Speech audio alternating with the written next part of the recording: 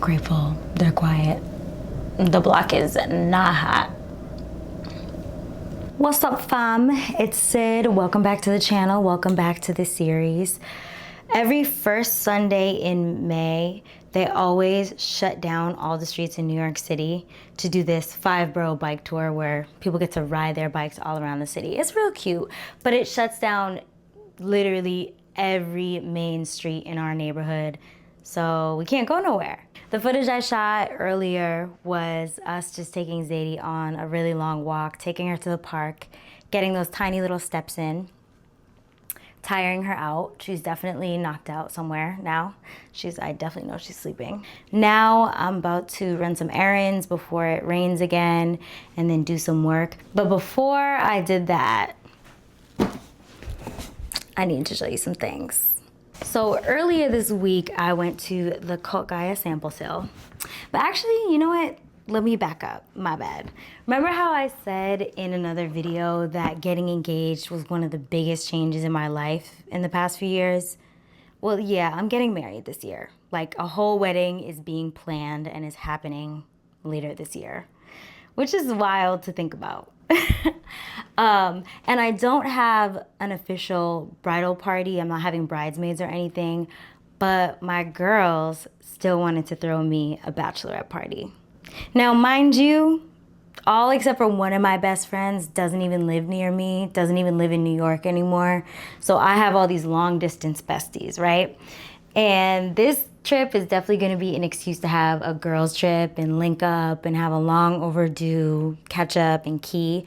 But just the theme of it is gonna be, you know, celebrating my bachelorette. And listen, I am an island gal, okay? I love sand and water and beach and sun, coconut, mango, beach chair, water, hydration, tan lines, suppleness, glitter, gleaming, all that, right? And they know that about me. Of course, they love me for real. So they planned this whole trip for me in Mexico. So we're headed to Mexico later this month. And even though I'm so excited for this trip, the only issue I've been having leading up is getting my outfits together. I have no idea how people be shopping for bachelorette trips. First of all, everything in the wedding industry is upcharged crazy, hiked up, scammed, whatever you want to call it.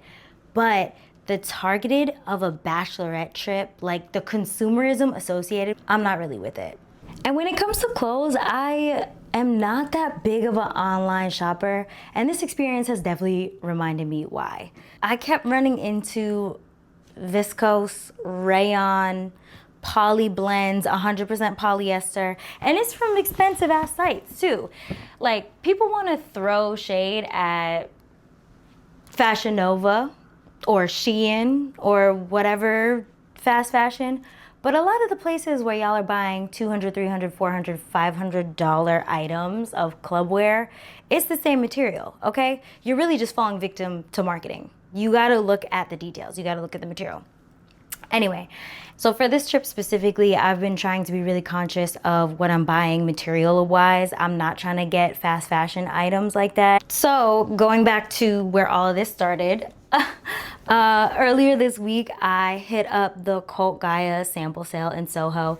It's a yearly sale. They always have it in either early April or end of April. It's always like a springtime sale, and they have really good summer pieces. So you can go there, and if you're smart about it, you can get your whole summer wardrobe. The prices definitely did go up, you know. They acting like eggs are not $19, but okay. So some things that I might have seen a few years ago that would be $100 or even $60 or $50. Now they were $100, $150, $200. There was even some couture items there that were listed for $750. So I was like, no, miss me with that. They did have a lot of recent styles, but there were definitely bags and shoes and accessories that I had seen at sample sales from years past. So I was just really on the hunt for unique pieces that were not gonna be so unique that I'm not really getting them for a sale. But for me, I wasn't too pressed about that because I already went in with a mission. You know, I went in with a strategy. I knew some things that I wanted to get. I was open to looking into other things, but I was kind of laser focused. And I also asked some of my long distance besties, the ones who are going to be coming on the Mexico trip with me, if they wanted anything, so I knew exactly what to shop for them. All right, so the first thing I knew I wanted was a pair of sexy, slinky summer sandals.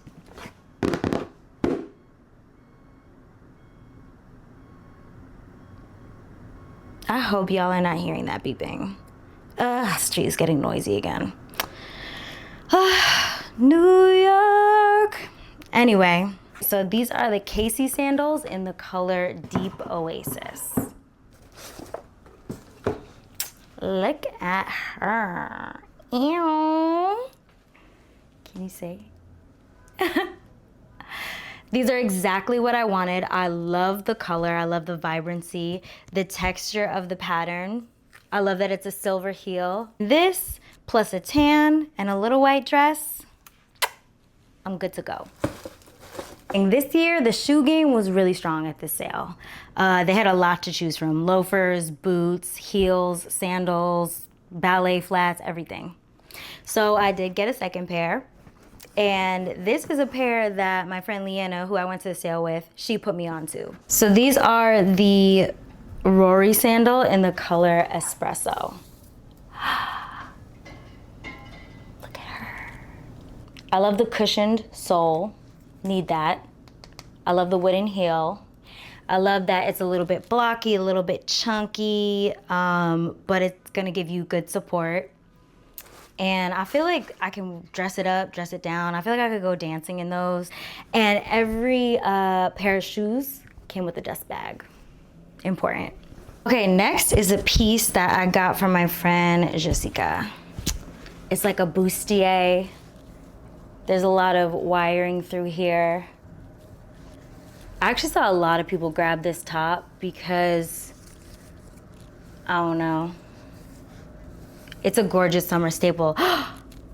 The straps are detachable. Oh, girl, Jessica. This is a top that is exactly her style, like down to a T. It's wild. I saw it, I picked it up. I even knew before I sent her a photo that she was gonna like this and she was gonna want it, but yeah, I sent her a pic and she confirmed immediately. She's like, yes, in the shopping cart, in the bag. All right, the next thing is this nice white linen dress that I got for myself. Look at the pattern, look at the material at the bottom. The back is out and it's haltered.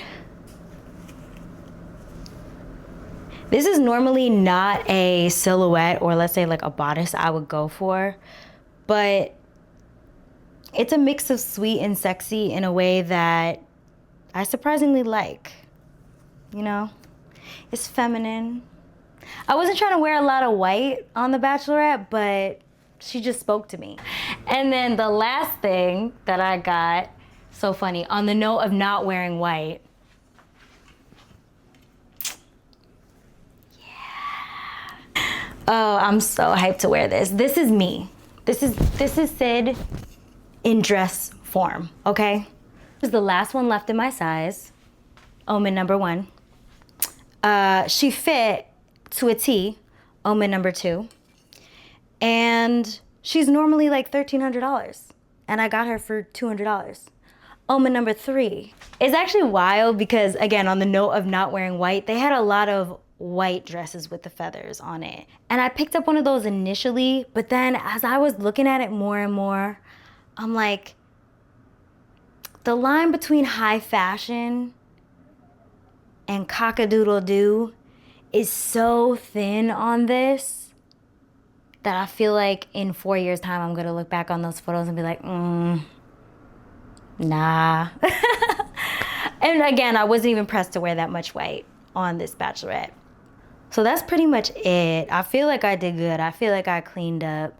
Also, we got there at like 8:45. The doors opened at 10. We were out of there by 11. Like we were moving, baby. And we got the spoils. So I feel like I just need a couple more items, mainly accessories, and then I'm gonna rework stuff I already have in my closet, and it's gonna be a beautiful, colorful, wild, crazy, gorgeous love-filled bachelorette.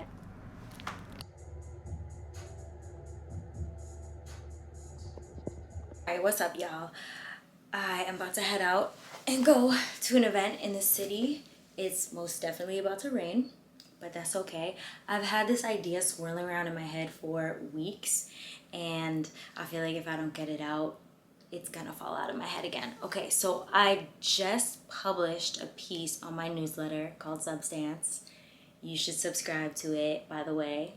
It's in my bio. It's linked there in my bio. But it was all about freedom.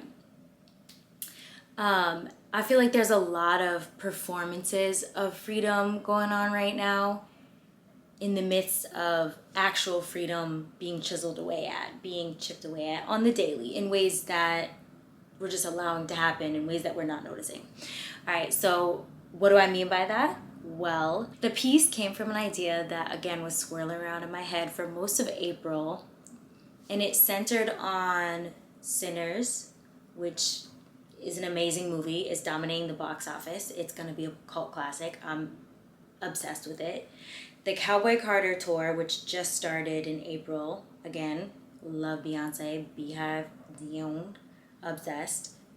And the Met Gala theme of Black dandyism, which all have just been in the cultural conversation all month long. The piece is all about dress as political performance and rebellion and an assertion of freedom, but how sometimes it can also be a form of servitude, you know, just for the serve. And I'm talking about Beyonce being suited up all throughout this Cowboy Carter era, and specifically on tour so far, wearing a lot of red, white, and blue. I'm talking about the twins in Sinners coming back to Mississippi, showing they did good, showing they came up in Chicago by wearing these three-piece suits and looking real put together.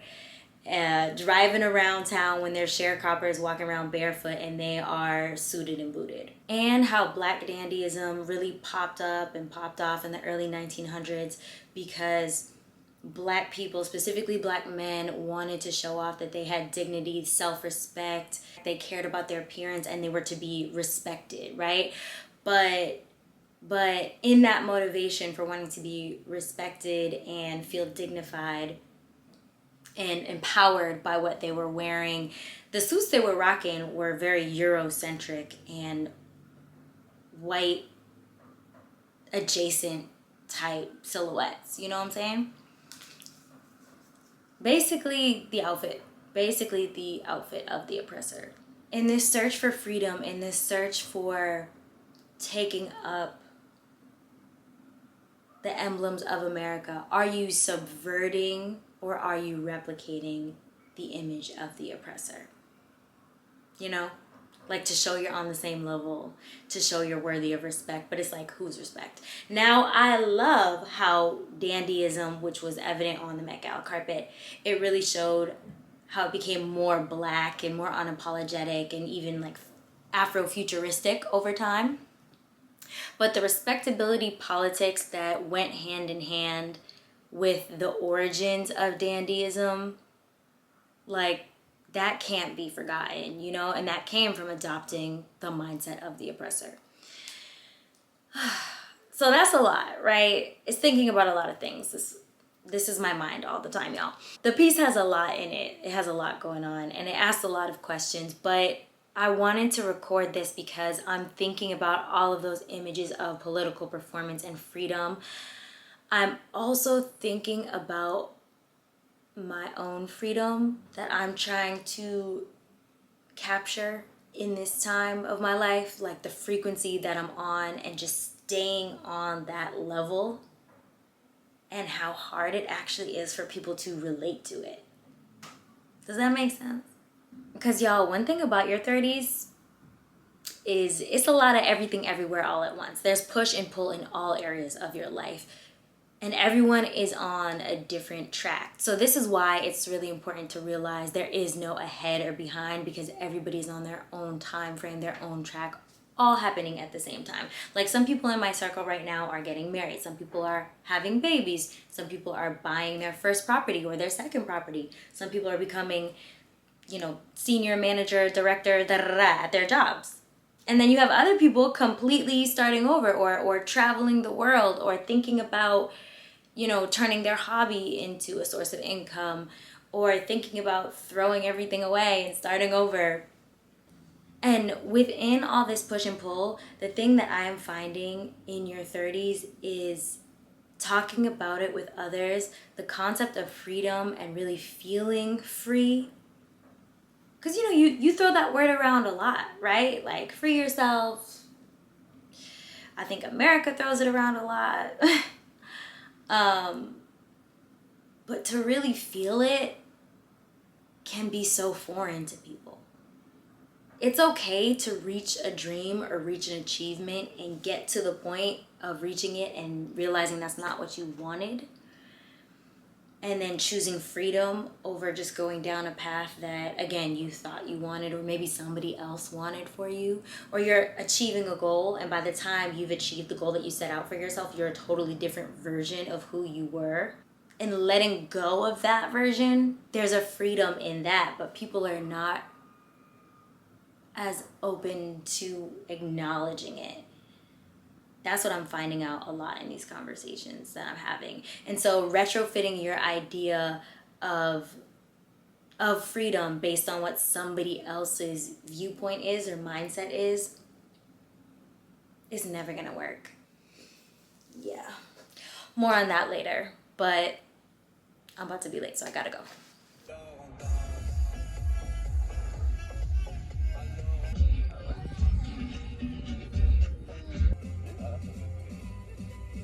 Say hi to your chefs. It's a very important part of this evening as well. I can't. Yeah, I can.